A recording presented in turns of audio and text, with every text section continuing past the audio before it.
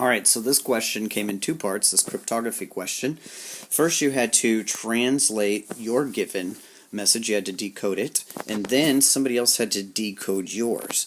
In order for them to decode yours, that means that yours had to have been decodable. You had to do your encoding correctly. So let's go over how to create our matrix A, the one that's going to do our encoding for us. And so we start with the 3x3 identity matrix. And the reason why we do that is because its determinant is 1. And if we do elementary row operations of this form, R sub n, so I pick any row, plus k, that's just any number, times R sub m, times any other row, and that's going to replace this first row right here, this R sub n. If I do those row operations, my determinant won't change. It'll stay 1 the whole time. Okay, and that's what I want. So let's say that I'm going to start putting numbers, or changing the numbers, in this first row. So let's say, for example, I do row 1 plus 4 times row 2. Okay, and that's going to replace my row 1. So I want to go back to row 2, and I'm going to multiply everything times 4. So I'm going to have a 0, a 4, and a 0. Now I'm going to add that up with the first row to get my new first row. I got 1 plus 0 is 1, 4 plus 0 is 4, and 0 plus 0 is 0 still. Okay, and then the second and the third rows, they stay exactly the same. So 0, 1, 0, and 0, 0, 1. Alright, now I've got that 0 in that first row to get rid of. So let's do another row operation. The only one that I can get rid of that 0 with is that 1 down in the third row. So let's say I do row 1 minus 11 row 3. And I just pick negative 11. You could pick whatever number you want.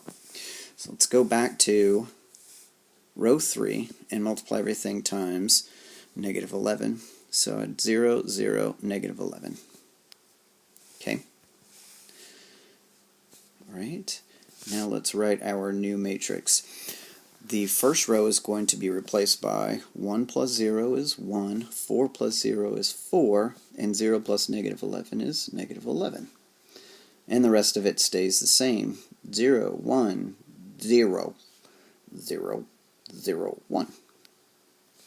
Okay. Now, let's start getting different numbers in the second row. So for the second row, how about I do something like row 2 plus 2 times row 1 to replace row 2. Okay, row 1's going to stay the same. That 1, 4, negative 11. Let's go back and multiply that row by 2. I'm going to have an 8. That is not right. I'm going to have a 2, an 8, and negative 22. Add that up with row 2. So I'm going to have a 2, a 9, 8 plus 1 is 9, and negative 22 plus 0 is negative 22. Last row stays the same. Okay, alright so far. And now let's work on this last row down here.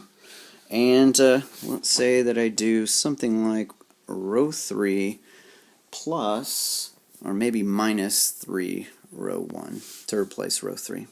So the first two rows stay the same. 1, 4, negative 11, 2, 9, negative 22. And let's go back and multiply row 1 by negative 3. I'm going to have negative 3, negative 12, and positive 33. So adding that up with the last row, negative 3 plus 0 is negative 3. Switch back to blue. Negative 3. Negative 12 plus 0 is negative 12. And 33 plus 1 is 34. Okay, so one last one. I needed to get rid of this 1 because the additional instructions in there were you can't have the number 1 in your matrix for no other reason because that's what I wanted. Okay, so in order to get rid of that, all I have to do is just one more row operation. Maybe I do something like this. Maybe I do row 1 plus 2 times row 2. Maybe something like that. Okay, so let's go back and multiply row 2 by 2. So I'd have an 8, 18, and negative 44. Okay, now let's add that up with row 1.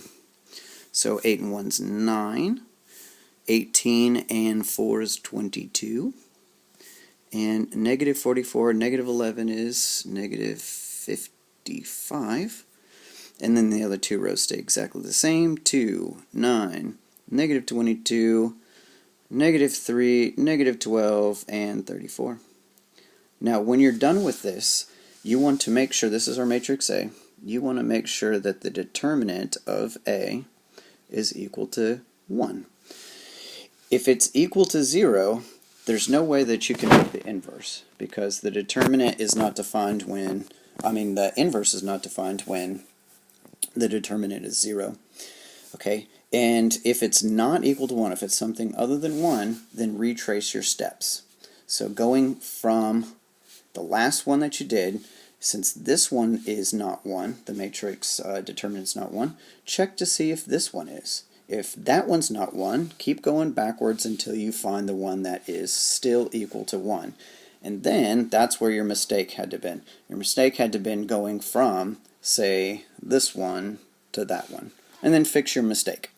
Okay, in the next video we'll talk about how to actually use your matrix to encode your secret message.